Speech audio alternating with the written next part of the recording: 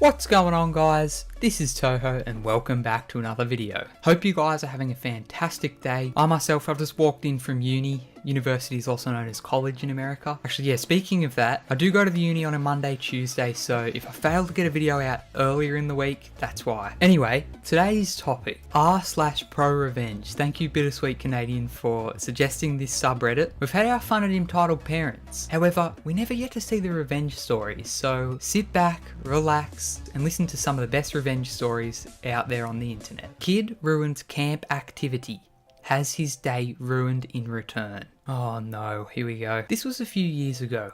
I was 14 years old and attending this summer camp as a counsellor in training that lasted throughout July. On the last week before it ended, the camp held this activity called Water Fun Day. Basically, the counsellors would run these various activities with water balloons, water guns, and everyone was looking forward to it. Let me introduce the star of this story. Let's just call him Adam. Adam was a notorious problem child around the camp and was obnoxious about nearly everything that he participated in. He was an asshole to all the kids at the camp, and he caused a lot of problems for us staff. Adam was 12 to 13 years old, so the younger kids just had to put up with his shit.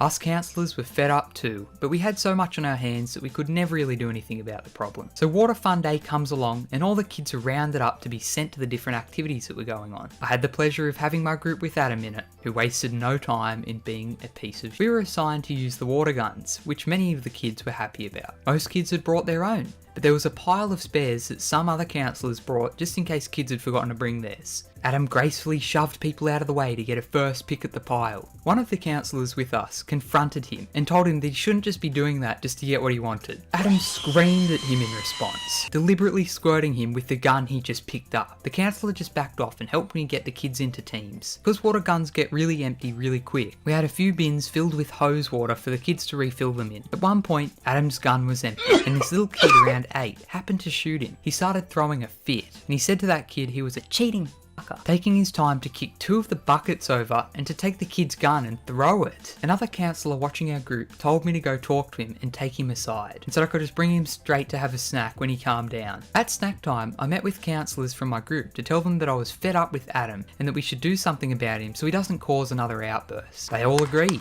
and one of them came up with a plan. The next game our group of kids was rotating to was a water balloon version of hot potato, but the loser gets a balloon thrown at them by every kid in the group. He said that we would only give the ball to Adam, so he would be penalised every single time. Thus, the second activity starts. Adam is given the ball back every time, regardless of who he throws it to. The kids are snickering every time it lands in his hands. Of course he loses, and is pelted by all of us, counsellors included. I make sure to have thrown mine extra hard. Adam is in a fury, and his face is beet red with anger. The same thing happens in round 2, and he can barely contain himself. The kids are all hollering now, some of them falling to the ground in laughter. Completely humiliated, Adam storms off, cussing, and says that he'll have me f***ing fired. The superintendent handled it from there, and I'm pretty sure he left the camp early. We had a ton of fun for the rest of the Adam free day. Oh my, that is good. You know, there's always just that one annoying kid. Oh, I would have been sure to have pegged my bloody balloon extra hard. Trespass?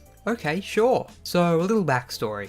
I own a $600,000 plot of land. Wow, weird flex, but okay. A few trees, but it didn't disrupt my house. The previous owner had fenced the whole area in a small metal fence. Alright, so I have this neighbour. His land is a little small, but it is right next to mine. So the previous owner couldn't fence it without having an argument. He told me this, so I put up signs around that area stating, "Warning, going beyond this point is trespassing." A small river also goes nearby, which is where I fish. One day, I go fishing. As you can guess, I see this guy walking on my side of the fence. He was walking his dog. I place my equipment down by the river on a rock and walk towards him. I stand in front of him and the expression on his face was clearly pissed. He yells at me to move it. I calmly explained that he was trespassing and that I could have him fined or even arrested. He started to yell at me, and through the loud words and insults, I learned that this guy's dad is the police chief. He then scoffs at me and continued walking. I immediately took my fishing equipment and go home. I called the cops, but they said that without proof, there was nothing they could do. This pissed me off a little, so I did a little researching. Apparently bears live in the forest, around both mine and his property. I decided I could use this. I checked his property from the gap,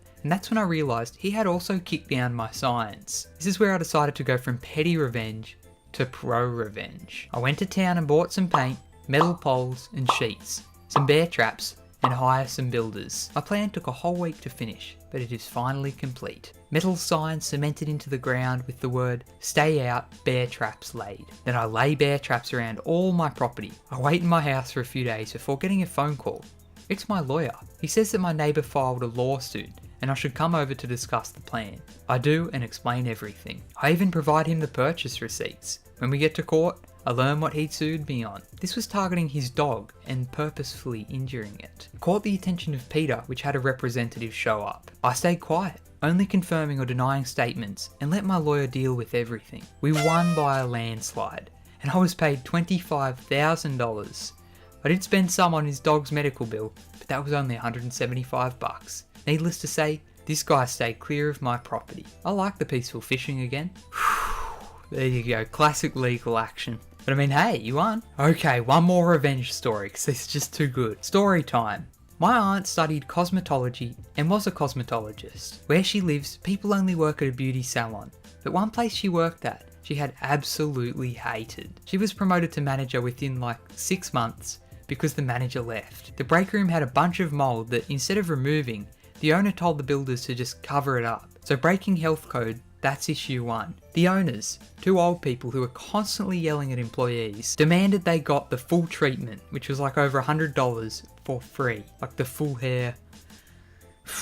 Lastly, there were multiple times where the owner's son, a single man in his mid-30s, a creep, had many times sexually harassed the workers, all girls, and constantly groping at them. Here comes the revenge. My aunt, being the manager, got to set the schedule, so for about a week, they scheduled just about no one to show up. Then she called health services and told them about the mold. She called the cops about all the harassment that had happened. So she and the other workers showed up after a week of not showing up. The owners were there and were screaming at her and the other employees.